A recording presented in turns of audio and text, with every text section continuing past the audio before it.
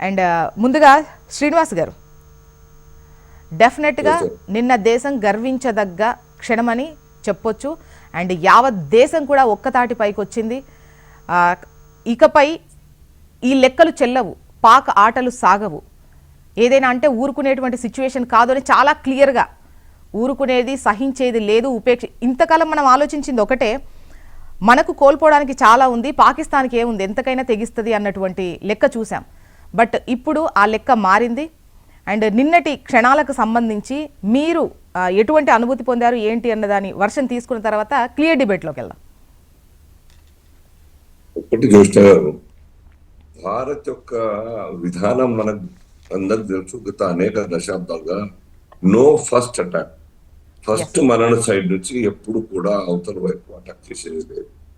ఎవరైనా మన మీదకి వస్తే వాళ్ళని వదిలిపెట్టద్దని ఒక భారత విధానం. సో ఇందులో గతంలో కూడాను ఊరి దాని తర్వాత మనం బాలాకోట్ మీద దాడి చేసాం. ఎక్కడ కూడా కామన్ మ్యాన్ మీద లేకుండా మిగతా జనావాసాల మీద ఎక్కడ అటాక్ చేయకుండా ఆ యొక్క ఉగ్రవాద స్థావరాల పైనే అటాక్ చేసిన కారణంగా పాకిస్తాన్ కూడా క్లెయిమ్ చేసుకునే పరిస్థితి లేకుండా మా వాళ్ళని చంపినారని చెప్పేసి వాళ్ళు మా దగ్గర ఎవ్వరు కావాలేదు, ఏం కాలేదని చెప్పుకున్నారు ఒక స్థాయిలో. సో ఇప్పుడు కూడా అదే పరిస్థితి. మనం ఓపిక పట్టి మరే టూ మచ్ చేసి భారత్ ఎంటర్ ఉగ్రవాదులు చేస్తా ఉంటే పాకిస్తాన్ దానికి సపోర్ట్ చేస్తున్న విషయాలు అనేక ఆధారాలు లభించినప్పటికీ కూడాను ప్రపంచ దేశాలు ఇవాళ మన స్టాండ్ కు మరి సపోర్ట్ గా నిలబడి వాళ్ళకు మరి వ్యతిరేకంగా తయారు. సో ఇది మన విజయం. భారత్ తీసుకున్న నిర్ణయం ఈ 9 స్థావరాల మీద అటాక్ చేయడం, అన్ని కూడాను ఉగ్రవాద గ్రూపులు అన్ని కూడా ఆ యొక్క సెంటర్స్ అన్నిటి మీద దాడి చేయడం అన్నది ఇది రియల్ గా భారత్ యొక్క ధైర్యం, భారత్ యొక్క స్ట్రాటజిక్ ప్లాన్, భారత్ యొక్క నిర్ణయం మొత్తంగా కూడా యావత్ దేశం ప్రపంచం అంతా కూడా కొనియాడుతా ఉన్నది.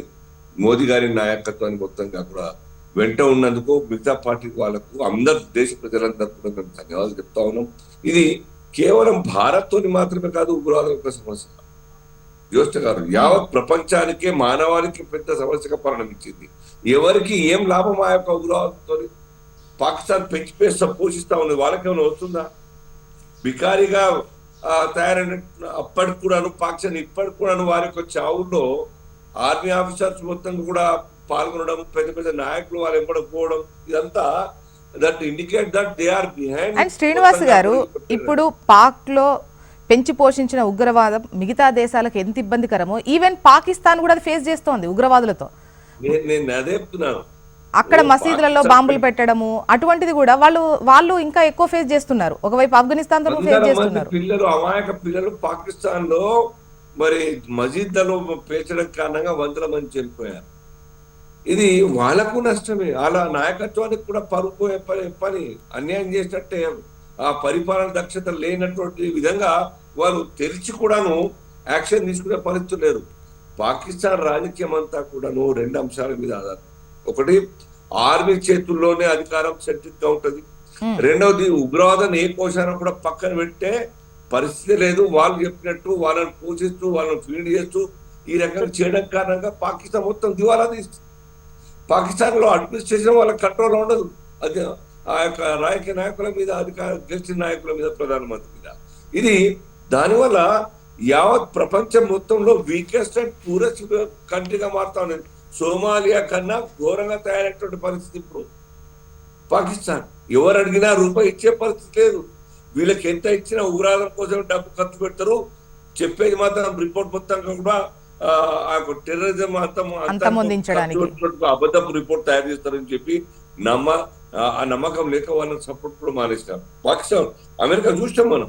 అమెరికా ఒకప్పుడు చాలా స్ట్రాంగ్ గా వాళ్ళ ఏం ఉండే, ఇవాళ ఏం లేదే. చైనా కూడా నువ్వు గట్టిగా ఓపెన్ గా చెప్పుకునే పరిస్థితి లేదు. తెలుసు చైనా పాకిస్తాన్ వల్ల ఏమి లాభం లేదు బిజినెస్ పరంగా. పైపెచ్చు బట్ చైనాకి పాకిస్తాన్ అవసరము అంటే ముఖ్యంగా మనల్ని కట్టడి చేయడానికో లేదంటే ఆ టెర్రరిజంతో మనల్ని భయపెట్టి చైనా పబ్బం గడుపుకోవడానికి, లేదంటే ఒకవైపు వాళ్లకు మనకు కూడా సరిహద్దుల అంశాలు ఉన్నటువంటి క్రమంలో మనకు ఫోకస్ అంతా పాకిస్తాన్ పై వెళ్ళింది అనుకోండి, ఇక్కడ వీళ్ళకి ఫ్రీ హ్యాండ్ అయిపోతుంది అన్నటువంటి ఒక ఇటువంటి విషయాల్లో భారత్ చైనా ఎప్పుడు ఖచ్చితంగా టెన్షన్ సపోర్ట్ లో చేస్తుంది పెట్టాలి. పాకిస్తాన్కు అనేది.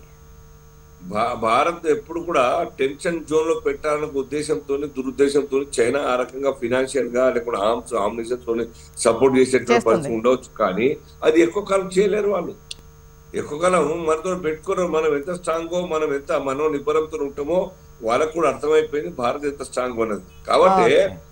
రెసిప్రోకల్ గా ఇవ్వడం పొందడం మర్యాద అన్నది చాలా ఇంపార్టెంట్. ఆ చైనా అర్థం చేసుకుంటుంది. మాకు ఏదో ఒక రోజు రియలైజ్ అయితేనే మాకు విశ్వాసం. ఓకే. అండ్